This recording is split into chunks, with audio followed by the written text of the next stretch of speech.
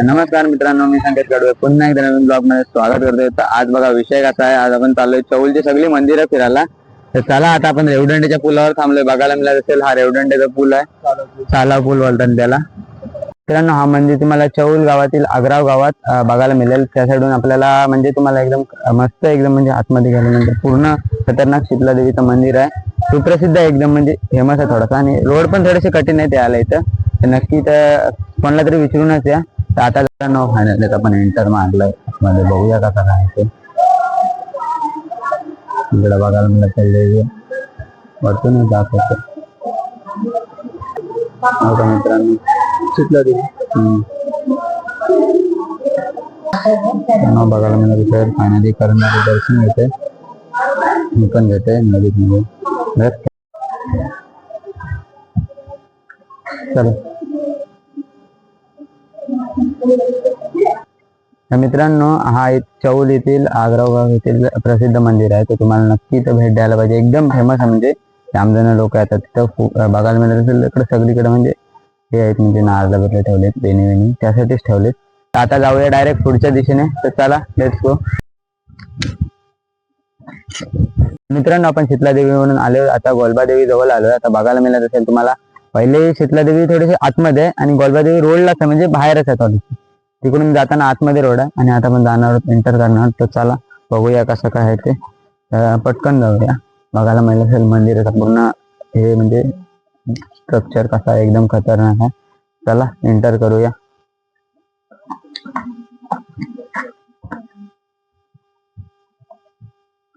मित्रांनो इथला मंदिर बंद नसतं, तुम्हाला माहिती असेल. कडी इथं दिसतंय बघा, लॉक तुम्हाला वाटेल पण लॉक नसतं, कडीच असतं. ते उघडून जायचं आतमध्ये आणि तुम्हाला वाटेल बंद आहे मंदिर. तर चला बघूया. उघडल्या मस्त बघायला मिळत असेल. मूर्ती एकदम मस्त पैकी आहे. आणि हे बघा इथं पूर्ण सगळीकडे म्हणजे बघा इथं सगळ्यांनी दिलेलं आहे ते कसं काय ते. आणि मंदिराच्या आतमध्ये तुम्हाला बघायला मिळेल थंडावा वाटते थोडासा. ते म्हणजे तो मंदिराच्या आतमध्ये थंडावा लागणारच तुम्हाला. बघा इथं मंदिराचं ते बघा फोटो फ्रेम आहे, इथं बघायला मिळत असेल. फोटो फ्रेम बघून घ्या एकदा. मंदिराचं पूर्ण म्हणजे स्ट्रक्चर कसा काय केलाय ते, कसं काय ते गोलबा देवी तिथं. आता आपण थोडस बघूया, इथलं एक्सप्लोर करूया कसं काय ते.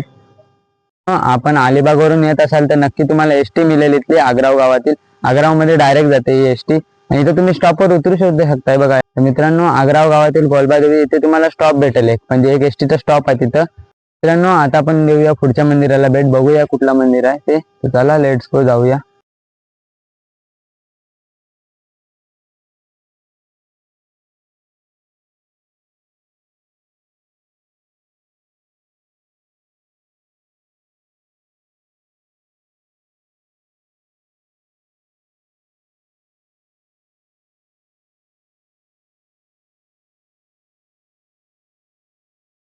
आता आपण आलेलो आहे चौल मधील रावेश्वर मंदिरात. तर चला आतमध्ये जाऊया. पहिला कसं काय ते मूर्ती वेती ते बघूया. चला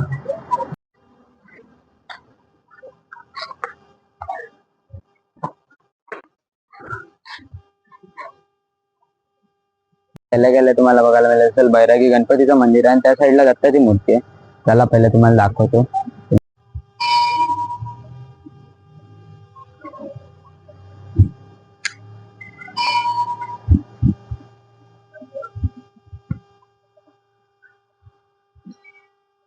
मंदिर बघायला मिळेल असेल. हा पुरातन काळातील मंदिर आहे आणि त्याचे आकर्षण म्हणजे ही पुष्करणी, म्हणजे सगळ्यात मोठी कुंड पाठीमागं बघायला मिळेल असेल. बघा कुंड या साईडला.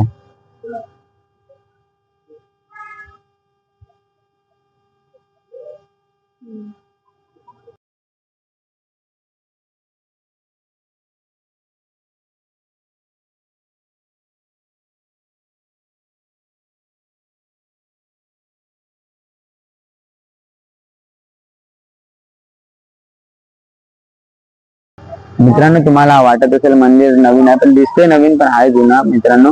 आणि पुरातन काळातील आहे ना, एवढ्या की तुम्हाला ओळखू नाही शकत. आणि इथं मस्त म्हणजे एकदम असे वातावरण एकदम शांत, एकदम असं वाटणार तुम्हाला.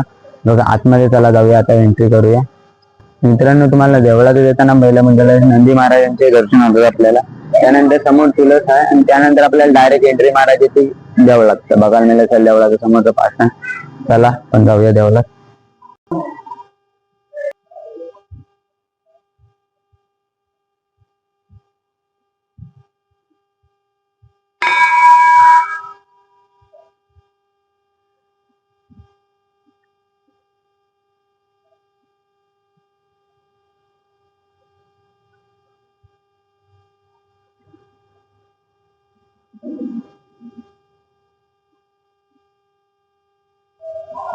मित्रांनो, तुम्ही पण कधी अलिबाग फिरायला आला तर नक्की इकडे रामेश्वर मंदिराला भेट द्या.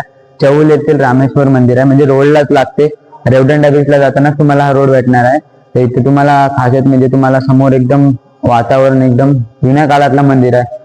मित्रांनो, तुम्हाला मंदिरातच इथं बघायला मिळत असेल वेगवेगळ्या प्रकारच्या मूर्त्या स्थापित केलेल्या आहेत. तर त्या तुम्हाला दाखवतो. हे बघा, पहिले इथं हनुमानांचे, त्यानंतर पुढे आल्यानंतर हे बघा तुम्हाला तो कुंड दाखवलेला बाहेर, तो त्याचे तुम्हाला फक्त पर्जन्य कुंड, हा बघा ते इथना ह्याच्यामुळे तो स्थापित झाला पर्जन्य कुंड. तर चला आता पुढे पण बघूया. मित्रांनो, इथं आल्यानंतर तुम्हाला बघायला मिळत असेल गणपतीची मूर्ती आहे, आणि त्या साईडलाच बघा, त्या साईडला शिवलिंग आहे इथं बघायला मिळत असेल.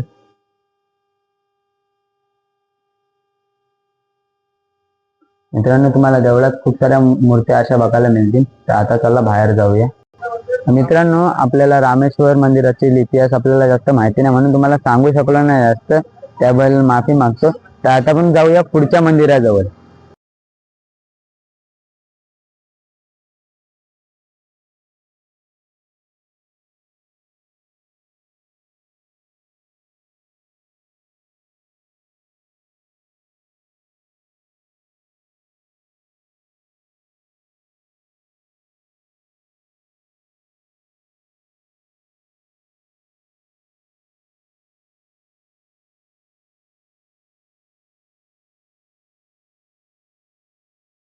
मित्रांनो, आम्ही चौल मधून आल्यानंतर मेन रोडच लागतं. त्यानंतर तुम्ही लगेच आलात ना अलिबागच्या रोडला की तुम्हाला खार गल्ली येथील वंकनाथ मंदिराजवळ तुम्हाला भेट द्यायची आहे.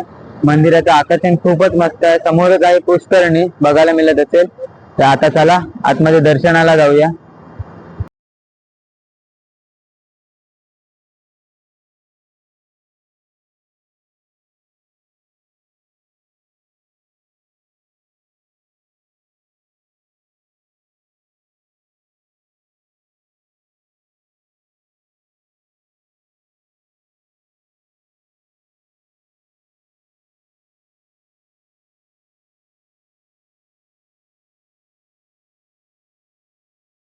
म्हणजे तुम्हाला बघायला मिळतं ते शांत आणि एकदम सुंदर आहे.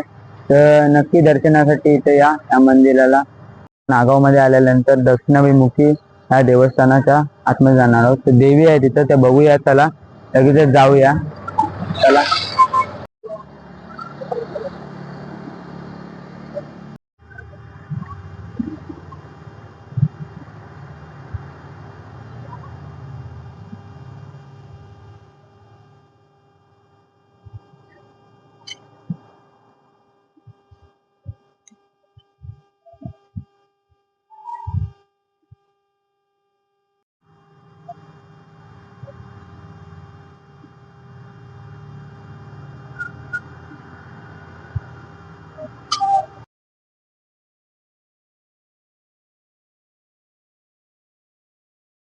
हा, तुम्हाला बघायला मिळतं समोर श्री भीमेश्वर मंदिर नागाव येथील.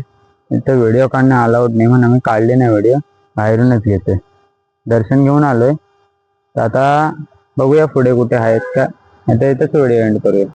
तर मित्रांनो, आपण आता सगळे मंदिर फिरून आलो. अर्धे मंदिर आपल्याला भेटले नाही फिरायला, कारण आपल्याला टाइम नाही पुरला. आता संध्याकाळचे वाजले 5:30 वाजायला आले ऑलमोस्ट, आणि आपल्याला घरी पण जायचंय. तर आता तुम्हाला कसे वाटले व्हिडिओ नक्की कमेंट करा. व्हिडिओ आवडले असेल लाईक करा, शेअर करा, सबस्क्राईब करा. बाय. अशा नवीन भेटूया व्हिडिओ मध्ये. बाय.